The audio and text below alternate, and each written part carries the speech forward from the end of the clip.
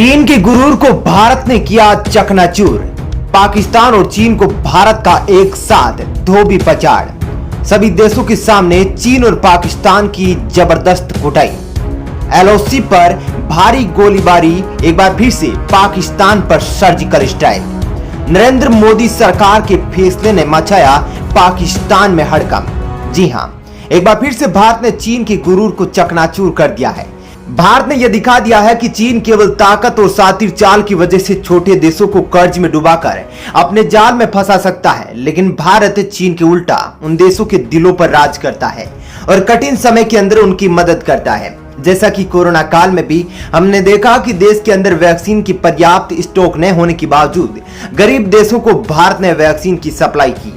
इस प्रकार कोरोना काल में भारत ने कई प्रकार की मदद इन देशों की करी और आज इन्हीं देशों की दुआएं काम आ रही है। इसलिए तो अब चीन और पाकिस्तान को अंतर्राष्ट्रीय स्तर पर भारत कुटाई कर रहा है। दोस्तों, भारत ने अपने दोस्ताना व्यवहार, राजनीतिक, कूटनीतिक मजबूती के बल पर चीन और पाकिस्तान की गुरूर को चकनाचूर कर दिया है और उनको घुटनों पर लाकर खड़ा कर दिया है। एक तरफ जहां हमारी सेना और हथियार एलओसी और एलएसी पर चीन और पाकिस्तान को नस्तो नाबूद करने के लिए मुस्तैद है, तो दूसरी ओर हमारे देश की सरकार दुनिया के अंदर भारत की मजबूत छवि बनाने में लगी है, जिस पर किसी भी खतरे के समय दुश्मन के दांत खट्टे किए जा सके और तत्काल मदद ली जा सके।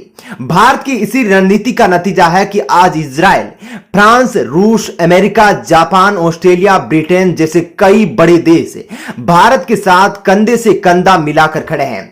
इसी कारण दोस्तों, भारत ने अब चीन और पाकिस्तान को अंतर्राष्ट्रीय स्तर पर पटखनी दी है। दोनों को एक साथ धोबी पछाड़ मारकर जिस प्रकार से उनको चित किया है वह आज आपको इस वीडियो में बताएंगे।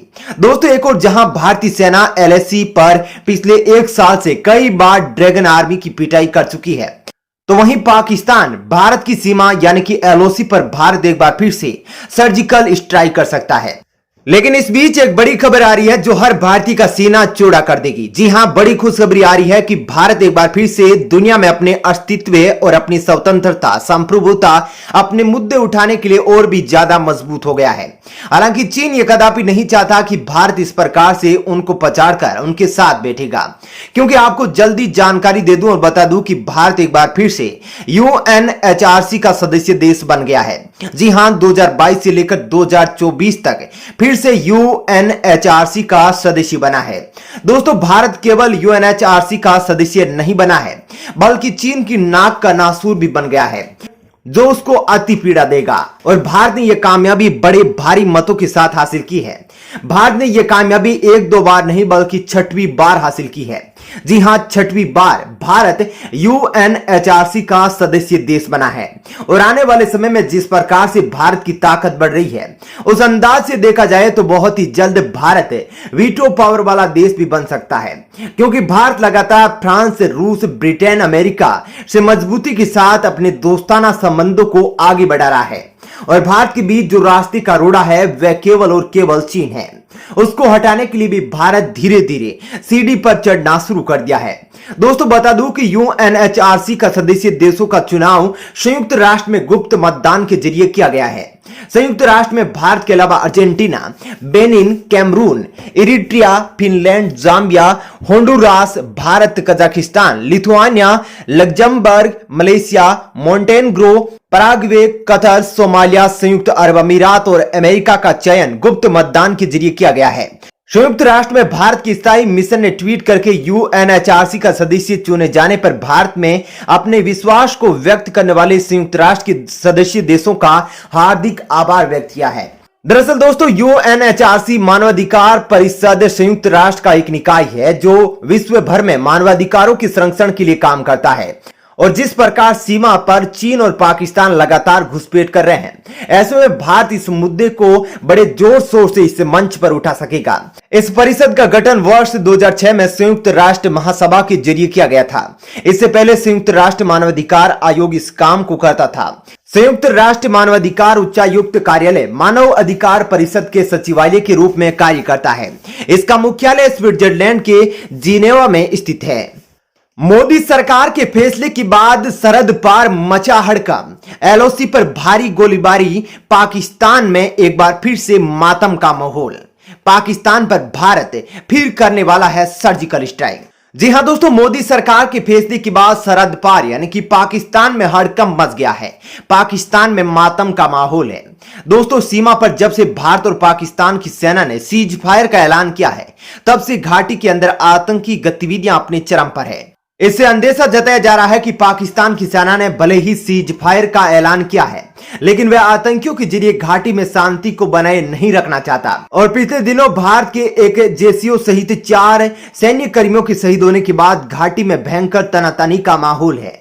भारत के आर्मी प्रमुख की ओर से भी कहा गया था कि पाकिस्तान और आतंकियों की गुस्ताखी का जवाब उसके खून से लिया जाएगा। इसलिए घाटी के अंदर भयंकर सर्च ऑपरेशन जारी है।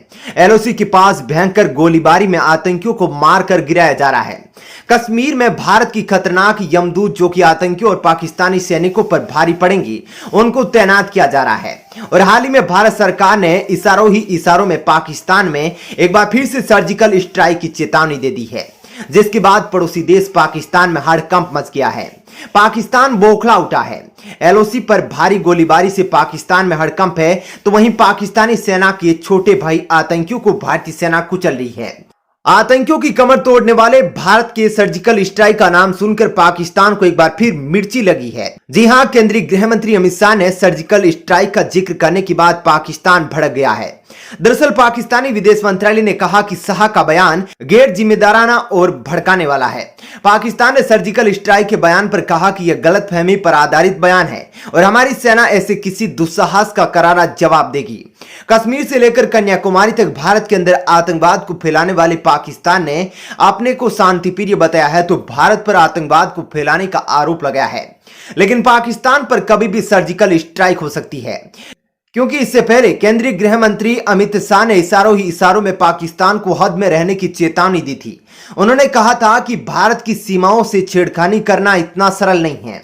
गोवा दौरे पर गए शाह बोले कि कुछ साल पहले पुंछ में जब हमला हुआ तो पहली बार 2016 में सर्जिकल स्ट्राइक कर भारत ने दुनिया को बता दिया था कि भारत की सीमाओं के साथ छेड़छाड़ करना इतना आसान नहीं है। अमित शाह ने पाकिस्तान को कह दिया है कि अगर हद से बाहर निकला तो एक बार फिर सर्जिकल स्ट्राइक का दंश झेलना पड़ेगा, जिसके बाद भारत के इस फैसले से पाकिस्तान में हड़कंप मच गया है।